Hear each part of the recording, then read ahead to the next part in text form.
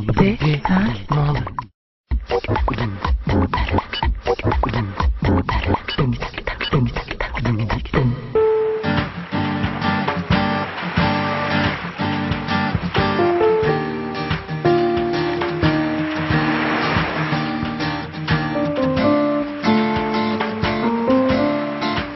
est un architecte naval qui n'a d'amour que pour la mer, sauf pour un petit bout de terre posé sur la Manche. Jean-Marie Finot est l'un des pères de la plaisance. Ses dessins ont accouché de 30 000 bateaux dans le monde. Jean-Marie Finot ne se sent donc bien qu'en mer et aussi un peu sur l'île de Bréhat. C'est le paradis. C'est ce que tout le monde pense. Une île, c'est l'image du paradis, c'est-à-dire qu'on va, c'est comme dans le berceau, on se retrouve dans un petit nid tous ensemble avec des gens qui s'entendent bien. Bréhat, c'est tout ça, les amis, la mer, quoi. Moi, je vis un peu pour la mer et là, on est autant en mer que sur terre.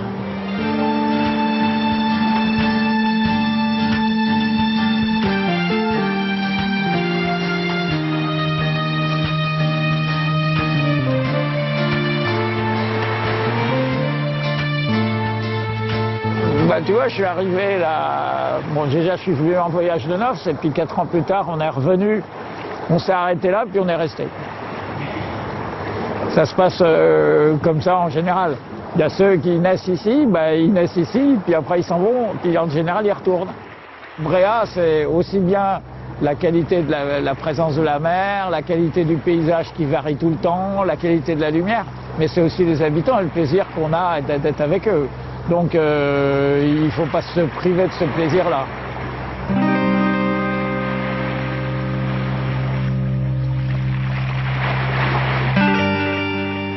Bréhat est un archipel. Le nombre d'îlots oscille en fonction des personnes avec qui l'on en parle. Disons qu'il y en a environ 80.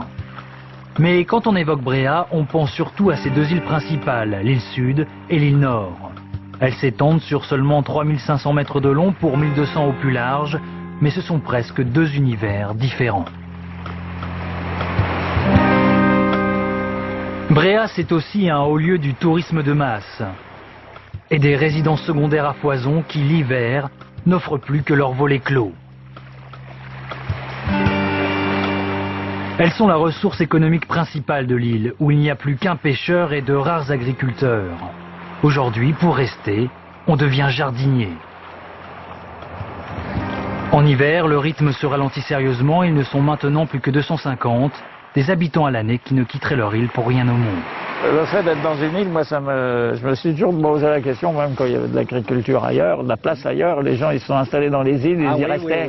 Oui. En fait, pour être tranquille, protégé, tout ça. Il faut quand même admettre qu'on a une qualité de vie ici qu'on ne trouve plus nulle part. Moi, ma porte est tout le temps grande ouverte, n'importe où je vais. Je suis parti ce matin à 7h30 là, pour aller à la grève. Eh ben, la porte, elle est grande ouverte depuis 7h30. Oui. Aller chercher ça ailleurs, nulle part. Les Bréhatins chérissent leur tranquillité, ce côté un peu en marge dont on cause parfois autour d'un verre. Ils le disent eux-mêmes, ils sont fiers, ils sont orgueilleux, mais peut-être que les continentaux y sont aussi pour quelque chose. On veut être pris à pied d'égal. Pourquoi vous avez l'impression que les gens du continent nous considèrent? Oui, nous prennent des fois pour des retardés. Dessus, c'est marqué rang 12, alors je sais pas. C'est vrai. 12 rangs. Ça a changé, je dirais, il y a une dizaine d'années. Avant, effectivement, quand on avait besoin de quelque chose à Paimpol, on disait « Oh ouais, c'est pour les Bréhatins ». Alors ils pouvaient attendre, ils passaient toujours après les continentaux. Maintenant, comme Bréhat amène des touristes et que ça fait vivre Paimpol, ils ont une considération pour les Bréhatins plus importante. Non, La vie d'Ilien, c'est une vie à part. En général, ils causent pas beaucoup. Je sais pas pourquoi je cause là. C'est bizarre ça.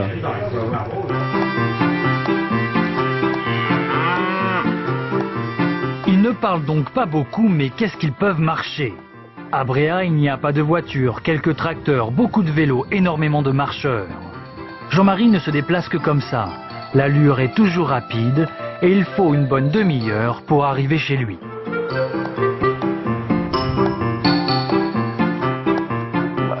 Si vous voulez, on arrive maintenant dans le dernier village au nord de l'île, les Kervarabès, qui est, bon, les gens qui sont en fait un peu isolés toute l'année, surtout en hiver. Et donc c'est là où la première fois je me suis installé. Bon, j'y suis toujours à peu près depuis 40 ans régulièrement, malheureusement pas toute l'année. Et là, ce serait donc la maison la plus nord de l'île et plus nord de toute la Bretagne? Alors, la maison là, elle est la plus nord de toute la Bretagne, d'ailleurs comme peut-être à peu près la nôtre aussi, à peu près à la même latitude. Et Bréa, c'est une pointe, là, vous regardez à la carte, on est le point le plus nord de la Bretagne. Bon, c'est à peu près à égalité avec Pleubian. Et au Kervarabès se trouveraient donc les plus nordiques des Bretons. Ou plutôt la plus nordique des Bretonnes, car dans le petit village du bout de l'île, aujourd'hui, il n'y a plus grand monde. Comment ça va? Ça va, ça va. Bien arrivé? Oui, oui. Notre voisine Juliette, la plus proche, qui reste toute l'année ici, et qui est toujours là, prêt à nous accueillir et accueillir tout le monde d'ailleurs, qui arrive. Parce que quand on arrive dans le Nord, déjà, on a mérité d'arriver ici, mais il faut mériter aussi de les soutenir. Hein, parce que on fait des crêpes. Des crêpes. Chez Juliette, on a une belle vue. C'est peut-être ce qui la retient ici. Juliette s'est installée au Kervarabès par amour. C'était en 58. Elle venait de Paris et rejoignait son homme. Elle aimait cette vie un peu âpre et difficile, mais le temps a fini par s'arrêter. Non, on s'est adapté, puis ici le village était rempli. Il y avait 15 personnes là. Et maintenant, il n'y en a plus personne. On était 15 là. Il y avait la petite ferme en bas. Tout ça, c'était bien sympathique. Et tout ça est parti petit à petit. Et maintenant, je suis seule. Voilà.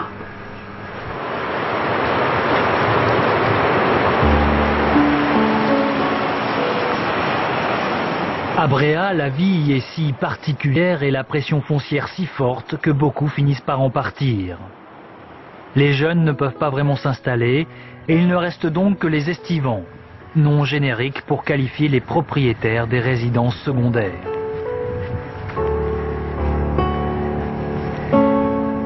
Et il y a 30 ans, Jean-Marie a pensé et construit la plus originale d'entre elles pour concilier son inaltérable passion et sa vie de famille. Au début, les enfants, c'est pas très facile de les emmener en mer. Donc, c'était de vivre au bord de la mer, le plus près possible, en osmose un peu avec la nature, avec la mer. En plus, à l'époque, à Bréa, dans cette zone-ci, c'était une zone qui n'était pas touristique tellement. Donc, on vivait effectivement avec les gens qui sont agriculteurs, avec d'autres qui étaient pêcheurs. Donc, on vivait dans un milieu plus authentique, plus naturel d'autrefois, comme j'avais connu, j'étais enfant. Et dans les dessins de cette maison, on voit à peu près toutes les valeurs d'un homme. Moi, je suis un peu comme aussi Diogène dans son tonneau. Hein. Ce qui est important, c'est de vivre de l'air, du soleil et d'être abrité. Et puis, on voit les lapins, on voit les...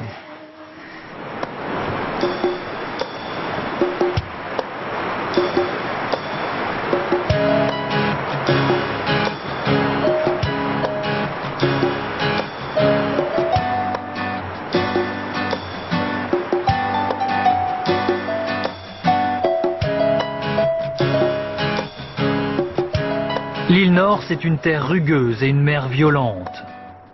Jean-Marie s'y est installé peut-être parce qu'elle correspond le mieux à son caractère. Car Bréa offre des contrastes si forts sur 309 petits hectares qu'on pourrait presque y vivre de manière différente. Bréa, ce sont deux mondes accolés l'un à l'autre. En fait, l'île Nord, surtout sa partie nord, au point de vue végétation, c'est battu par le vent, donc c'est essentiellement de la bruyère, des ajoncs, des ronces. Et sans ça, au fur et à mesure qu'on descend vers le sud de l'île, la température monte et la végétation devient plus luxuriante. Hein, ça devient un peu tropical même dans le sud. Et bon, la densité des maisons est plus importante, il y a plus de jardins, c'est beaucoup plus cultivé. Voilà, c'est ça l'essentiel de la différence. Alors ça se reflète aussi un peu sur les habitudes des gens. C'est sûr que les personnes qui habitent dans le nord sont très solidaires parce qu'elles sont toutes seules s'il faut aller courir chercher du pain, et ça c'est 3 km. Donc il y a un peu plus d'entraide. Si chacun physiquement a un problème, il est content d'avoir les autres qui sont là.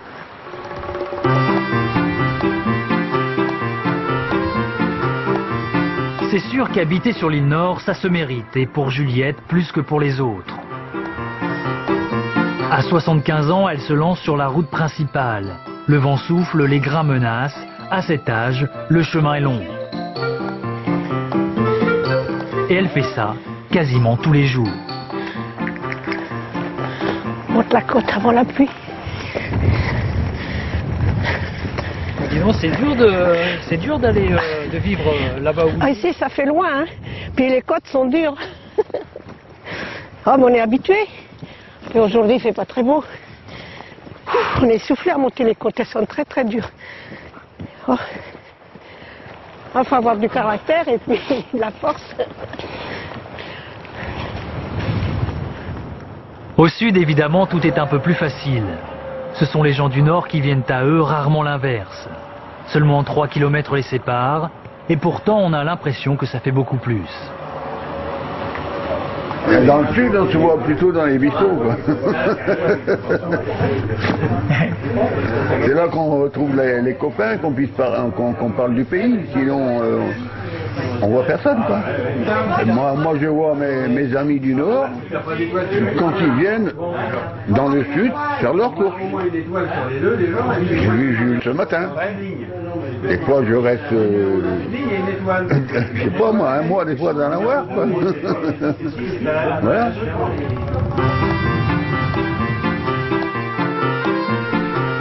Bréa n'est qu'à un quart d'heure de traversée du continent. Mais avec cette cale située à 800 mètres du port à marée basse, ça ressemble à une terre lointaine.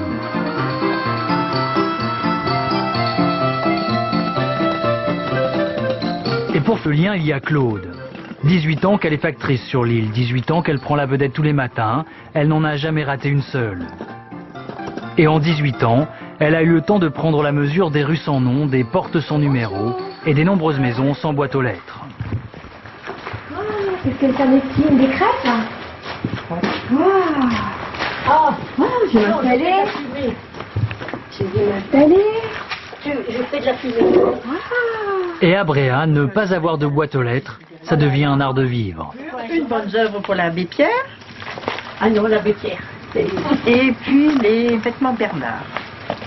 Et bien sûr, le traditionnel West France. Pas assez plus en haut. Donc ça c'est pas. S'il y avait une boîte aux lettres, eh ben, je mettrais le courrier dans la boîte et je ne saurais jamais ce qui se passe à l'intérieur des maisons et je louperais des moments comme ça.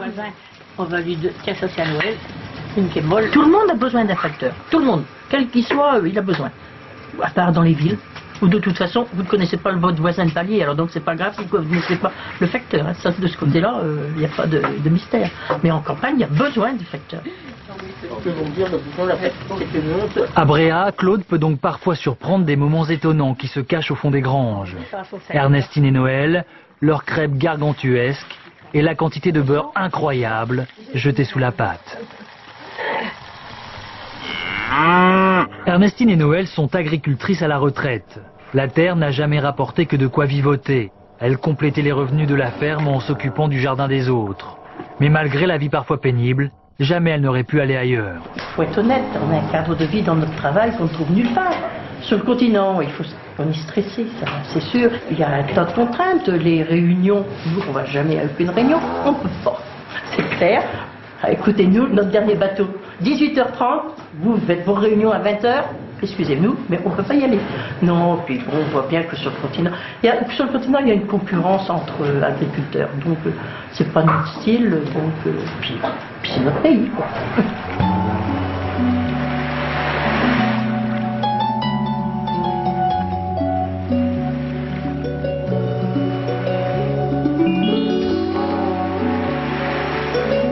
L'ensemble de l'île de Bréa vit comme un cœur sur lui-même quand même, avec des habitants qui s'entendent bien, qui essayent de collaborer, qui se sentent un peu dans leur petit nid, hein, et qui essayent de pas... Moins ils vont sur le continent, pour certains, plus ils sont contents.